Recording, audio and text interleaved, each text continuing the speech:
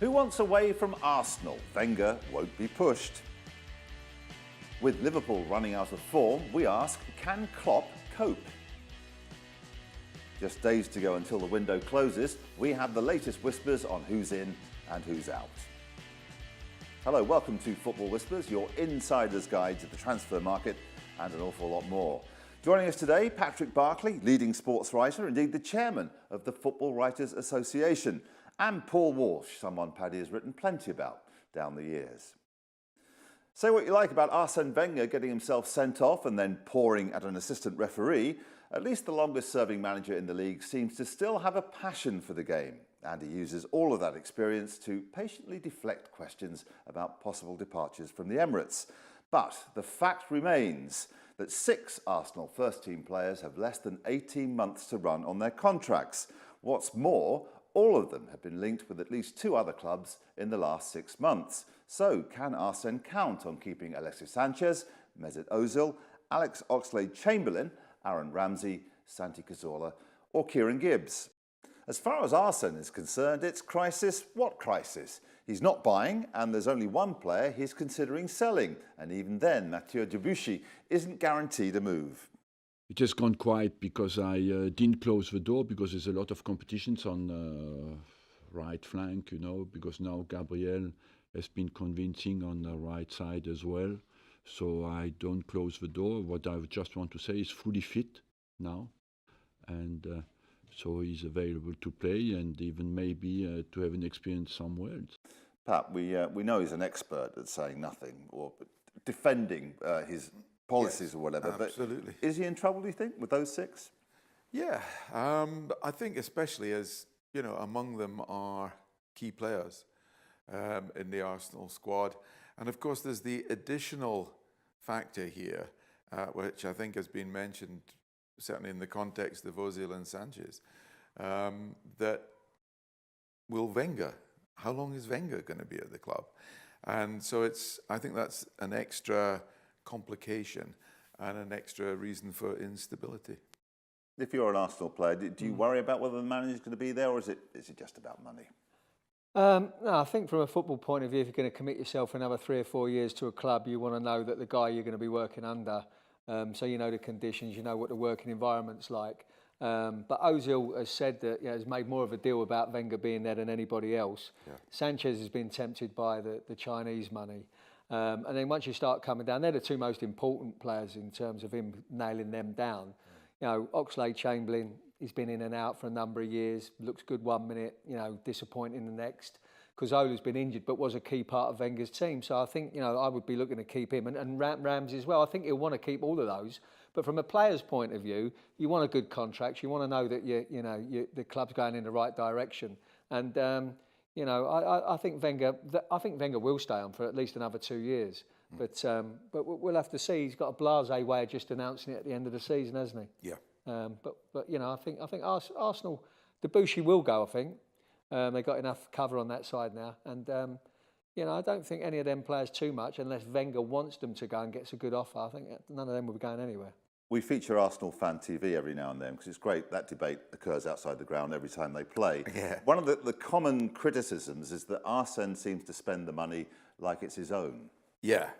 He is a little bit mean. I don't think he's quite adjusted to the sort of post-stadium change era. I think it's quite difficult, as West Ham have been finding, adjusting to a new stadium. And I don't think that Arsene, quite a few long-term managers, Alex Ferguson was a bit like that. He at times he would be sort of spending huge on Rio Ferdinand, Juan Sebastian Veron, and so on, and as if it was somebody else's money, which obviously it is. But towards the end of his career, he became mean again, and I think sometimes you do that. You prefer to develop your own players than just spend ludicrous amounts of money on the obvious, in the same way as Manchester United did last summer when buying Paul Pogba. A child of 2 could have worked out that Paul Pogba's the leading player in Europe. Might change his mind now. I'm just thinking about David Dein, who discovered him. Well, he takes the praise for discovering him, and they're still very close, but he's not there anymore. Do you think he misses that sort of relationship? Possibly, because David Dein in the background, whether he was pushing him, cajoling him, helping him, make things happening, maybe bringing things to his attention, but generally having a good working relationship with him could have made Arsene Wenger maybe a bit more productive. And when, like Patrick was saying, when he was maybe doubting himself about spending some money, maybe David Dein might have just tipped him over the edge and said, look, we can afford it, it's a gamble worth taking, and pushed him in the right direction. And maybe he doesn't have that relationship with anybody else at this time. Is he wide apart from the fans? Is their perception of success different to his? Yeah, I think fans, I mean, it's a ridiculous oversimplification, but fans now have sort of behave like chairmen or billionaires, I mean, fans, I don't know if it's fantasy football or, fans have lost touch with reality. And that's why I think Wenger, there's a tension. People like Wenger who've been in the game a long time, I think Wenger still, at heart, is a coach. He thinks what you do with players is you improve them. You don't just, he doesn't feel like a tycoon. No, there's 3 or 4 things that have happened for me. When the Invincibles won the title and were fantastic, they had that great team. But then they sort of built the stadium. But then Manchester City turned up with lots of money. Then Chelsea turned up with lots of money. And there was more competition in the marketplace. Then they built the stadium and they had to be careful. And then they've come out the back of that. Not quite in that. They're looked as a 3rd or 4th team in the Premier League. Yeah. And how they rise above that in the eyes of the fans is their biggest problem. The game has changed hugely in the level of competition at the top level in the Premier League. I mean, this has never occurred before in even my lifetime. I can just about remember when anybody could beat anybody else. But then we got to a stage where, do you remember, people were saying, oh, English football is going to become like Scottish. It's going to be dominated by 2 teams. Abramovich came in, and of course Manchester United were huge under Ferguson. But they were the only 2 clubs. Now you've got 6 competing to get into the top 4. You've got the biggest level of competition at the top. So obviously you're going to get more disappointment, and the stakes get higher and higher. And you're quite right to point out that Arsene Wenger is probably the one who's adjusted to this with... But fans get bored. I think they've had 20-odd years of him, or 20 years, or whatever it is, and they just sometimes think that the grass is always greener, and if they just changed it, refreshed it, it would all get better.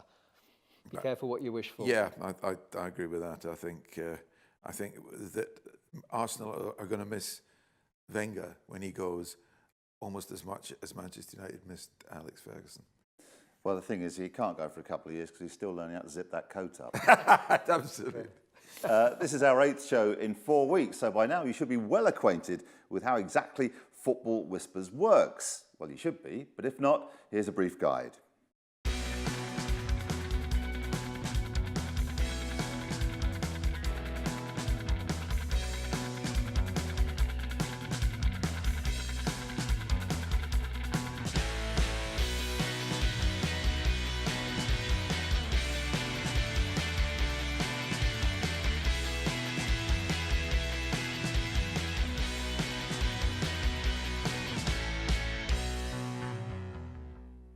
So that's how it works. Let's see it working. Here with a roundup of the latest whispers is James Lorenzo.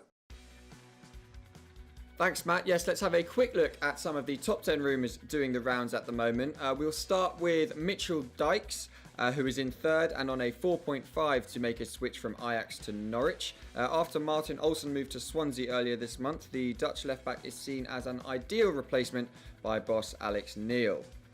Now, as we look at Whispers 6 through 10, the noticeable move there in 8th is that of Jesse Rodriguez to Middlesbrough. The Spanish striker worked with Aitor Karanka at Real Madrid, and the Borough boss is keen on bringing the PSG winger to the Riverside to boost his side's survival prospects. My ideal of the day today concerns West Ham's wonderkid Reece Oxford and a potential move to Rangers on loan. The centre-back has found first-team football hard to come by in East London, and the recent arrival of Jose Font from Southampton has only pushed him further down the pecking order. I wouldn't be surprised if this move, which is on an index of 2.2, gets pushed through before the deadline on Tuesday. That's all from me. I will see you again on Monday. Thank you, James. Now, it's not exactly been a happy new year for Jurgen Klopp and Liverpool. They've only won once in 7 games since they beat City on New Year's Eve, and now there'll be no trip to Wembley, at least not in the EFL Cup. Next up in the league, they face Chelsea, who are now 10 points ahead of them. So will Jurgen be spending? These are the players we think might be on his radar. Keeper Kasper Schmeichel is still on the horizon, although his index has dropped, at least for this winter window. Burnley keeper Tom Heaton is still in the frame, and Liverpool, like a few others, have been linked with defenders Virgil van Dijk and William Carvalho. Borussia Dortmund's Christian Pulisic remains an option, but we think the man most likely to is Bayer Leverkusen winger Julian Brandt, with an index of 3.2. At least Klopp is confident no one is going to be leaving Anfield in a hurry, citing Philippe Coutinho's decision to stay with no buyout clause as a case in point. Everybody wanted him and whatever, and that was obviously true, because nobody in football is that blind that you can see how big his qualities are. So yeah, but we will go, we will carry on this way, and with the players we want to keep and all that stuff, and that will happen in the next few months and years, and because the base is really good here. And so Phyllis was the first who showed that he thinks the same. He says the base is really good there, and that Coutinho has stayed, and that he doesn't think anybody else is going to be going, but he's not playing well, or they're not playing well at the moment. Nope. This is the problem with the high energy teams. When the energy level drops, then obviously the results get worse. We saw it with Tottenham Hotspur in the last 3 to 4 weeks of last season. And we're seeing it a little bit with Liverpool now. It's not so much that they don't run anymore. I think it's mental. You know, you find it harder to unlock a defence, to find ways of getting through. And that's certainly what's happened to Liverpool. They've had plenty of possession in the last 2 home games, but they haven't been able to break the teams down. So, you know, that's why it's so important that Coutinho is staying, but they do still need somebody to come in, and that's why I think Brandt is highly rated as a target. Yeah, I mean, I think it's a massive statement that Coutinho's nailed his colours to the mast. You know, from a football perspective, what Patrick's just talking about there is like, you know, I've played in a lot of games where, you know, you're not moving the ball as quick as you normally do, and you've had a couple of bad results. Confidence is slightly lower, and when confidence is slightly lower, you don't move the ball as quickly. Teams are now setting up to frustrate Liverpool, and Southampton had something to defend the other night, and it's just made that run turn into a worse run. And it's how you come out of it. I think Liverpool have got a lot of quality, but some of the players that have been mentioned there, Van Dijk, I think would certainly improve it. I mean, I don't know about Kasper Schmeichel. You know, the whispers, he's taking all the information from around the world, so that's better than my knowledge. But personally, I would like to see Joe Hart, someone like that, come back from Torino and maybe sign for Liverpool. Yeah. I think that would be a good move. I think Carvalho is an interesting one, because the defence is terrible. It looks terrible, doesn't it? I mean, Lovren, who looked such a good player when he was in Virgil van Dijk's shirt at Southampton, now looks as if, you know, lacking it. There's no protection, and that's why it's very interesting to see Carvalho on the list, because although I mean he's a defensive midfield player, really, he's a protector, and that's the hole in Liverpool's team. I think when you always look, if you look to the Benitez team, they were fantastic in front of the back four. You couldn't, when they finished second in the league, and they had Xabi Alonso and Mascherano protecting the back four. There is nothing in that hole now at Liverpool, and that's what they have to fill. What would constitute success for Jurgen Klopp this season? I think because they've been so good at times, you know, people get carried away. But I think just top four would be progress. There was a point in the season where it was going great, and you maybe thought, could they surprise everyone and go for the title? But then they've lost games, you know, like at Burnley they lost early on, and they've slipped at Sunderland, and they've just slipped up, and then they've just gone into a dip. And if they can get out of that dip, the weekend's game's massive, obviously. If they could win that, then suddenly everything changes. I think that's Coutinho's feeling, you know, that they're going to finish in the top four because of no European football. So they should really be strong vis-a-vis the other teams in the second half of the season, or the rest of the second half of the season. And of course, once they get into the Champions League next season, everything changes and the club becomes more attractive and those targets become more gettable. Just to confirm, no title for your old club then this season? I wouldn't think so. I mean, I can't see anybody but Chelsea at the moment. Yeah. But if Liverpool could beat Chelsea and just put a dent in there, it would give everybody else hope. But that's got to happen this weekend. Only 2 teams can win the title, and Liverpool are the other one. No, only one can win it. But only one can win it, yeah. Never mind 2 teams. You're all ignoring the fact that West Ham are on the move at the moment. Oh, yeah. Everybody else exactly where we want you. Yeah, they'll come good A late next run. season. Very late. Before we leave you, there's just time to mark your card as to the whispers to watch, a word in your shell like. Starting with Jordan Rhodes and his possible move from Borough to Wednesday.